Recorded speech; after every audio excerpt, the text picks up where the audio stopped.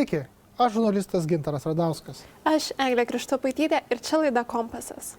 Jungtinių valstijų prezidento Joe Bideno administracija ką tik paskelbė planus iki rudens iš Afganistano išvesti amerikiečių pajėgas, likusius 500 karių. Su jais pasitrauks ir kitų NATO narių pajėgos. Jungtinės valstijos invaziją Afganistaną surengė 2001 metais po kruvinų rugsėjo 11-osios išpuolių. Amerikiečiams gana greitai pavyko sunaikinti teroristinę grupuotę Al-Qaidą. 2011 metais Pakistane buvo nukautas ir šio tinklo vadeiva Osama bin Ladenas. Tačiau taika į Afganistaną per 20 metų taip ir neatėjo. Karas kainavo daug. Žinoma, ne tik pinigų, bet ir žmonių gyvybių. Žuvo daugiau nei 2300 amerikiečių karių. Daugiau nei 20 000 jų buvo sužeisti. Lietuvių pajėgų vykdytos misijos Goro provincijoje metu žuvo seržantas Arūnas Jarmalavičius. 2019 duomenimis nuo karo pradžios Afganistane buvo žuvę 64 000 karių ir policininkų, apie 111 000 afganų civilių žuvo arba buvo sužeisti. Per 18 metų JAV išlaidos karinėms operacijoms Afganistane siekia net $778 milijardus. Dar 44 milijardai dolerių buvo išleisti rekonstrukcijos projektams. Nepriklausomas afganus žurnalistas Bilalas Salvary sako, kad JAV ketina išvesti pajėgas itin pažeidžiamų metu. Afganistano vyriausybė Kabule nebeturi jokių svertų, o Talibanas stiprina savo pozicijas. Well, you know that there is no peace process, there is no permanent ceasefire. So all the leverage that the Afghan government had is gone actually, because the 5,000 Taliban prisoners, the commanders and leaders and soldiers who were released were done so between the Americans and the Taliban when there was the Doha exit deal between the Americans and the Taliban. So the announcement comes at a very critical time. And I think Afghanistan, the Afghan people, this entire peace process, everything is extremely vulnerable, especially at a time when this is the fighting season, at the moment there's fighting going on across the country, from where I'm speaking to you in the province of Helmand, from villages to highways to homes to mosques to clinics. There's actually very bloody fighting going on.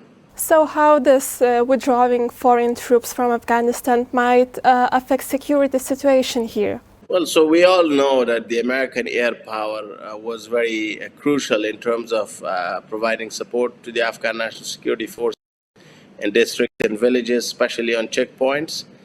So if there is not air support, that will pose a very big challenge. But the Afghan government, especially the Afghan President Ashraf Ghani, has been very adamant, saying that the money will keep coming, that the Afghan National Security Forces will continue to have its funding.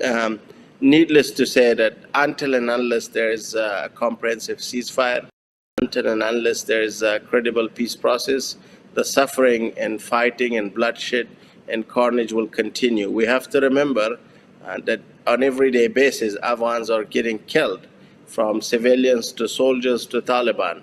So Afghan society on every day basis continues to basically break. The weight of these coffins is simply too much. And I would like to say that if there's no ceasefire, then Afghanistan will be on a path to what I would call a very protracted conflict. And Taliban already said that they are not ready to participate in the summit on Afghanistan peace in Turkey. Does it mean that they don't want to, or feel that they don't need to negotiate? Well, we will have to see if the Taliban will be taking part in that meeting or not. But if you're the Taliban, you are in a very good position. You know the foreign forces are leaving. You know you have been fighting against the Afghan government. And why would you be in a hurry? Which is why I think there is very little leverage that the Afghan government has so far. And if the Taliban do take part in that meeting in Turkey, then let's also see if there will be an agreement in terms of a credible peace process, one which will lead to a permanent and comprehensive ceasefire, one that which might lead to a power sharing deal. But we don't know that. We simply don't know what, if anything, might happen in the next, more than a week's time. I know that some have concerns about Taliban coming to power. So do you think civil liberties are in danger if that happens? Well, we have to remember that since the Taliban were removed from power, there are two Afghanistan. One is the Afghanistan of cities, of provinces, where there's been the government, where the international community, the foreign forces have been here. So things have changed, for from education to health to many other things. Although this has been a process that has been fraught with a lot of corruption. When you talk about the other Afghanistan, people living under the Taliban controlled areas, that's a different reality. Areas I've seen very little reconstruction. There's very little access in terms of education and health. So there are two very different perspectives. But for sure, Afghans have the fears of the 1990s when there was the civil war, which led to the rise of Taliban, and eventually you had the 9/11 attacks. So those memories are not only fresh, I think there are real fears among Afghans, especially among Afghan women, because they are the most vulnerable part of the Afghan society. So there are those fears, and there has been discussions. But what we haven't seen, for your viewers, I must emphasize, we have not seen a comprehensive peace process. We have not seen a long-term commitment to a peace process. Everyone thinks that Afghanistan's peace process will be solved overnight. It just can't. It's the last 20 years of the conflict, but it's also the last 40 years of war. So how do you, create a situation where there's a permanent and comprehensive ceasefire, and there's also no issue of revenges or people going home to home, taking people out and taking revenges, because Afghanistan, after all, is full of enmities and rivalries, and it's tribal and ethnic issues are extremely big in some parts of the country. So what are the most crucial steps that are necessary to reach peace in Afghanistan? Well, from the point of view of the Afghan people, there should be a comprehensive commitment to a peace process. The West should not make the mistake of the 1990s when they left, when Russians were defeated here, and they abandoned Afghanistan.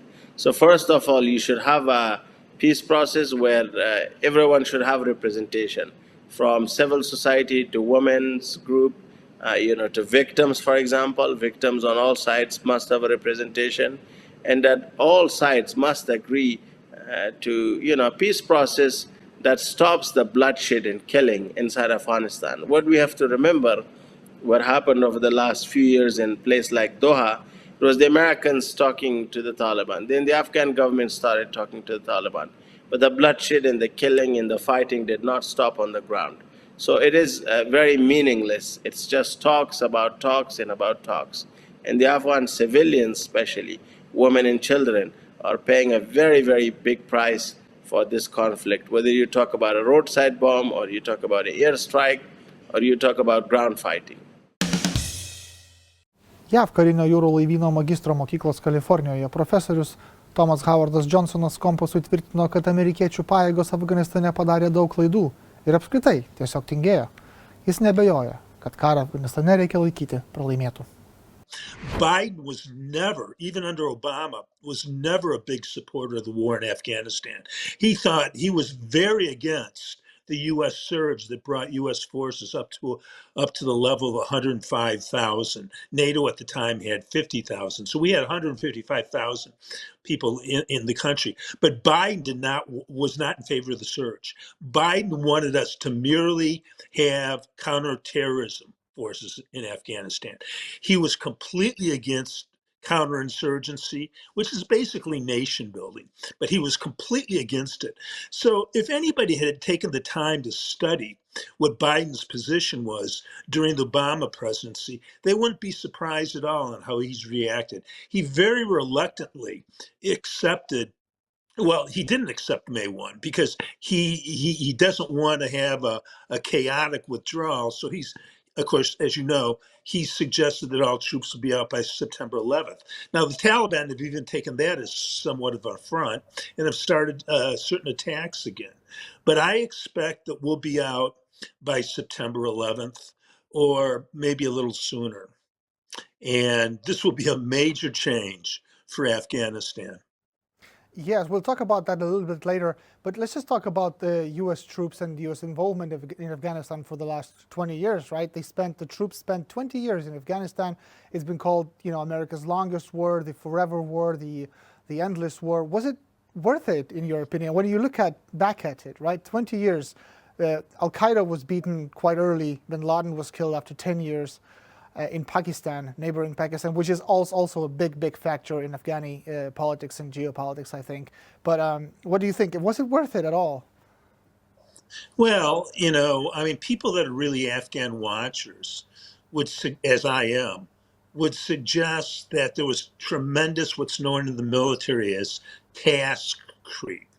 We went in initially to get rid of Al-Qaeda and bin Laden, and that was our number one goal. Later it turned, to fighting the Taliban. I personally think the United States should have declared victory after it killed bin Laden, brought him to justice. At that time, the chairman of the Chief Joints, Admiral Mike Mullen, said there was only maybe 100 AQ in Pakistan. AQ is in Afghanistan. AQ is a player in Pakistan. They're not a player in Afghanistan. So, we accomplished what we set out to do, but then we turned to this notion of counterinsurgency and nation building. And I knew just from the history of Afghanistan that this was going to lead us nowhere. And what have we accomplished? Really nothing. The Taliban of 2021 are not the Taliban of 2001, are not the Taliban of 1992 or 1996 when they took the country. They're some very sophisticated players. And this whole negotiation eventually, as you know, led to, quote, intra-Afghan talks. But though it was completely political theater. It took them 2 months to even come up with an agenda and how they were going to deal with the proceedings. So, the Taliban, even before Doha, said there are two non-negotiable demands. One, a reestablishment of the Islamic Emirate of Afghanistan, and two, the reinstitution of their view of radical Deobandi Sharia law. And either of those destroy the Kabul regime. What role, if any, the U.S. will play in Afghanistan, or maybe the forces will need to come back one day? Well, when we leave a country, we never come back. At least history suggests that. The big question is, will we let our air power stay to support the very incompetent Afghan National Defense and Security Forces? 2 years ago, Ghani was on a very influential American television show called 60 Minutes. And he was asked what would happen if internationals left the country. He said his regime would fall within 60 months. I personally think the regime will fall within 6 weeks, if not sooner. A lot of people disagree with this, but I think there are many very similar and also differences, but I think there are very many similar aspects to the Afghan endgame as we saw in Vietnam. 6 days. And Vietnam, remember, South Vietnam had an extremely professional army that was 500,000 men strong. When we left, finally, our last helicopter left the embassy, even though the peace treaty was supposed to have been made in Paris in 1973. The South Vietnamese army disappeared. And while there are some good units in the Afghan National Guard, in National Defense and Security organization, I mean, the AMP, the police in most areas of Afghanistan are one of the most hated institutions because they're extractive. I don't think that the Afghan National Defense and Security Forces will last long at all. If they last more than 2 weeks, I'll be surprised. But the key variable is, will U.S. Air Force support them? If it doesn't, it's all over. And Ghani's regime is over. And why are they so successful in your view? In your book, Taliban Narratives, you write that the US couldn't really control the informational space in the country. Right. And then if you don't control that, you basically lose the real physical war, right? And could you expand on that as Right. well? You know, if an Afghan came up to an American soldier today and asked him why we were in Afghanistan, we wouldn't have a good answer. I believe that the type of conflict that we fought in Afghanistan for the last 20 years is basically an information war supported by military kinetics or actions. The center of gravity is in the Afghan rural areas. And we tried to fight this war from forward operating bases, the very same garrisons and almost the same lines of communication that the Soviets fought from. So we learned nothing from the Soviet intervention. And, you know, we could have won this war early on if we would have